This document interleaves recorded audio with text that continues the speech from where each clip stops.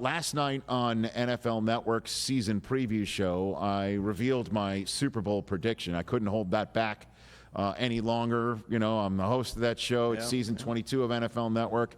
And I threw it out there. I really went back and forth about it because I think the Bengals are going to have a terrific season. I think the Lions are going to have a terrific season. I think the Eagles are going to have a terrific season. Unfortunately, well, you know the Cowboys are going to have a great season. I know you feel that way. You know, and that said, I put my head to the grindstone. I really thought hard about it, and I thought to myself, Super Bowl 59. We have arrived. Super Bowl 59. We're closing in on 60 Super Bowls.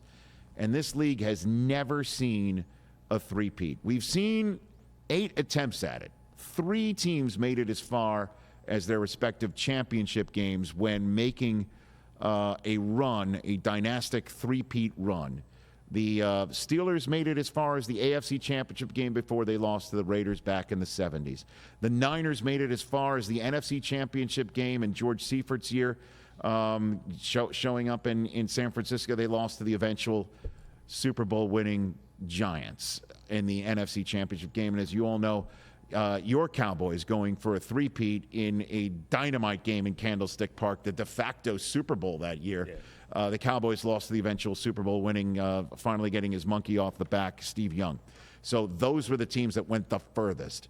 And I thought to myself, this Kansas City Chiefs team that we're seeing kick off the season tomorrow night, this Chiefs team has arguably one of the best quarterbacks of all time, in the absolute zenith of his prime, and a guy who has a chip on his shoulder every single day that he comes to work.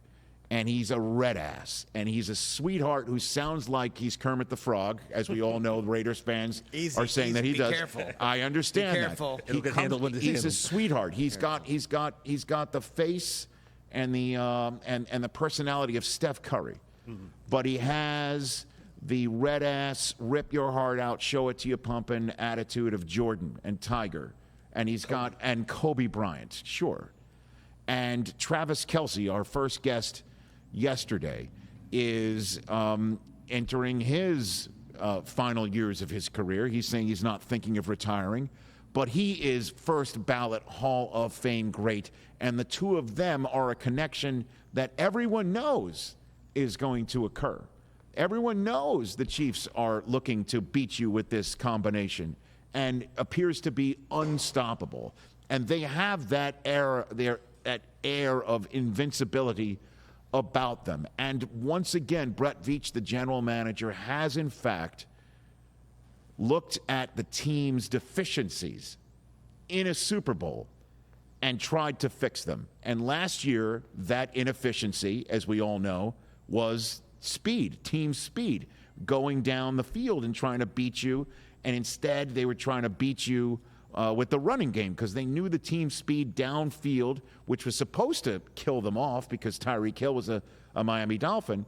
They still overcame all of that with a stout run game and a defense that returns. And a defense that returns minus L'Jarius Sneed. But everybody else is essentially back. And I truly thought to myself, why am I not choosing the Kansas City Chiefs? Is it just because we've never seen a three-peat before? Is it because odds are against a team trying to win it for a third time in a row in a sport, the only North American sport that has not seen a three-peat champion?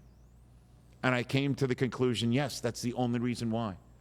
And I thought to myself, if they are going to be in Arrowhead, if they're going to be outside of Arrowhead in these playoffs upcoming, despite a team that has had a better regular season, will that team on that given Saturday or Sunday, if it is a championship Sunday, go out on the field and execute the plays against a Chiefs team that has been there and done that and is that close to pulling off something that nobody's ever pulled off before? Will they be able to win that particular contest, no matter where it takes place? And I thought to myself, no. And a little part of me also thought, I do owe it to Chiefs Nation for 2 years ago saying the Las Vegas I was going to say, is this, is this a pandering pick? It is not a pandering pick at all. I legitimately went down the road of everything that I just said and thought to myself, would I have chosen the Chiefs if they had not won 2 in a row? Would I have chosen the Chiefs if they had just won the previous year? And the answer to that is, yeah. If this setup... Oh, come on. If the 49ers had won last year, you would have taken them to repeat, right? But they didn't, did they? That's true. And so I'm saying, all things being equal, if there was a Mahomes and a Kelsey and a Chris Jones and an Andy Reid and a Steve Spagnuolo and a Dave Taub and a Xavier Worthy and an offensive line and Creed Humphrey centering it, if that was somebody else, would I choose them to win the Super Bowl? And I'd put them in the mix.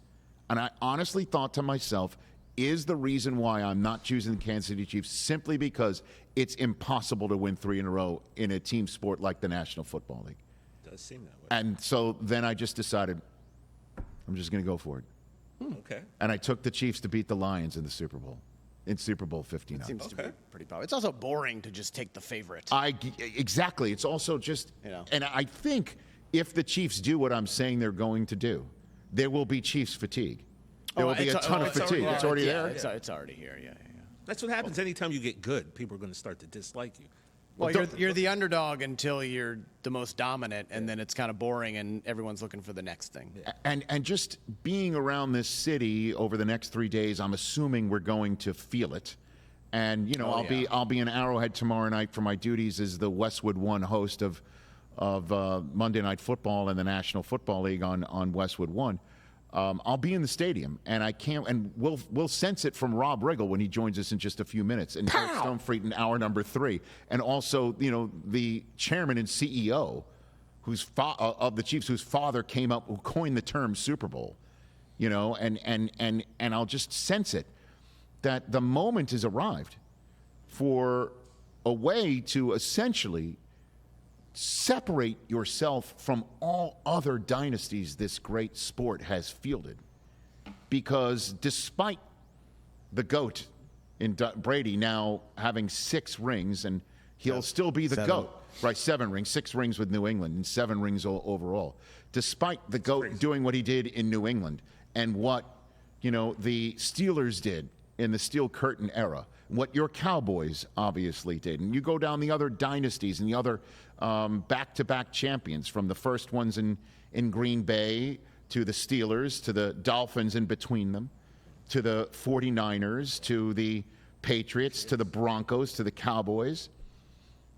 The way to separate yourself from all of them is to be the first to win 3 in a row.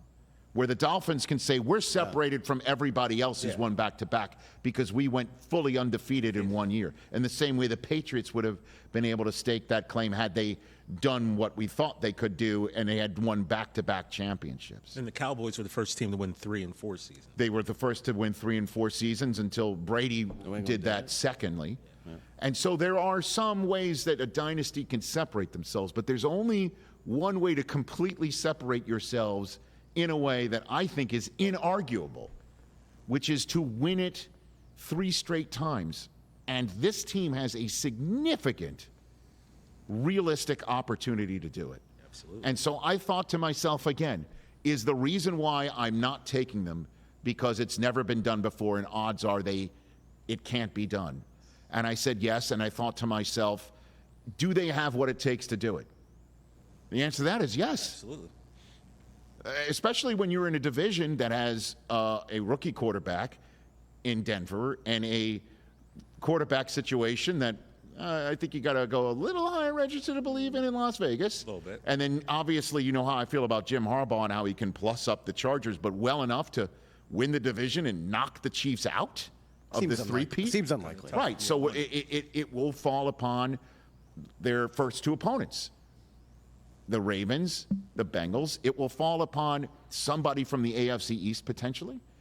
The Jets, the Dolphins, the Bills, as we all know, are the ones that really played them the toughest in the AFC playoffs last year. Could it be somebody from the NFC? I say the Lions will make it, It's possible the Niners can do it again. The Eagles, could your Cowboys do it? The Falcons catch fire? Yeah, who is on their level, do you think, heading into the season? I think because if you look at the odds, it's really just San Francisco, and then it goes all the way up. Ravens are 11-1, Chiefs are 12-1, Lions are 12-1.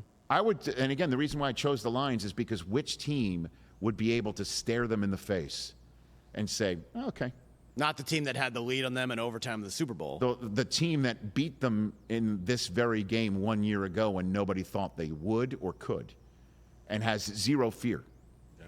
You know, and a head coach who's now doing commercials for the official bar and grill of the National Football League. Applebee's, baby. So I mean, it really is the way I thought about it, and the way I wanted to start off our 3-day residency in Kansas City. Not to ingratiate myself, but to truly walk you through why I decided to do what I did, knowing that later on in the week when we do give all of our Super Bowl predictions, I wouldn't have the real estate to do that. And again, all things being equal, do they have the horses? And is the reason why I'm not choosing them because it's never been done before? And the answer was yes and yes, and I just said screw it. And if I'm wrong, let's just erase the last 15 minutes that we started this program. Catch the Rich Eisen Show every single day on the Roku channel, 12 to 3 Eastern, for free.